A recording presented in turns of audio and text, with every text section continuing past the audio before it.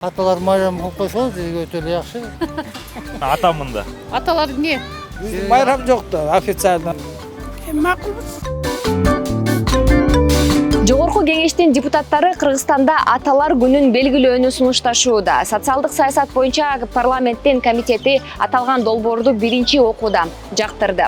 Бул күндү 15 мартта белгилөө сунушталып жатат. Ал эми элдин ою кандай, азыр билип көрөбүз. Ой, келиндер майрамы, апалардын, аталардын майрамы, кемпирлердин ашкал майрамы, могу бизди аталар майрамы кылып койсоңуз бизге өтө эле жакшы. Аталар күнү деп залим. Себеби эми апалар күнүнө белгилей бербей, аталар күнүнө белгилеп коюш керек да. Рахмат. Конечно, макулмунда. Атамында. Каршымын. Эмнеси? Эмнеге? Аталар эмне? Көптөр участвовать этпейт, энелер кыйналат айым эле. Туурабы? Эми энелер күнү бар, 8 март бар деген сыяктуу. Аталардыкы деле 23 февраль бар болот да. Ошол жетеби? Жетет ошол. Конечно. Себеби? Биздин майрам жок да, официально эс алып деген кызыл күн болсо жакшы да. Кыргызстанда майрам көп деп ойлойсуңбу? Көп эмес.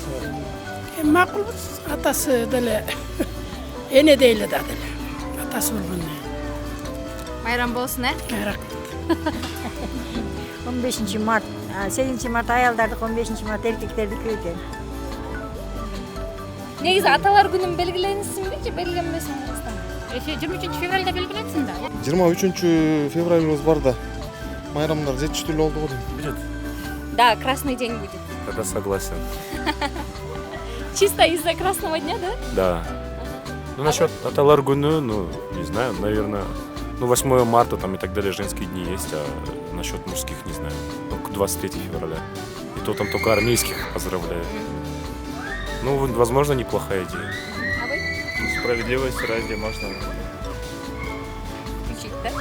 Можно включить, но я просто не студент. Не стал бы очень сильно Праздновать?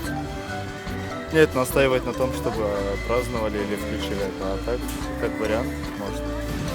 Макулмун. Себебин да айтып коебуз. Апалар күнү бар да, аталар күнүндө болуш керек да. Кыргызстанда майрамдар көп деп ойлойсуңбу? Жетиштүү.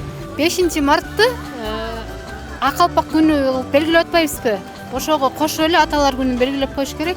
Эки майрам кылбайчы, жазында майрамдарыбыз көбөйүп кетет го.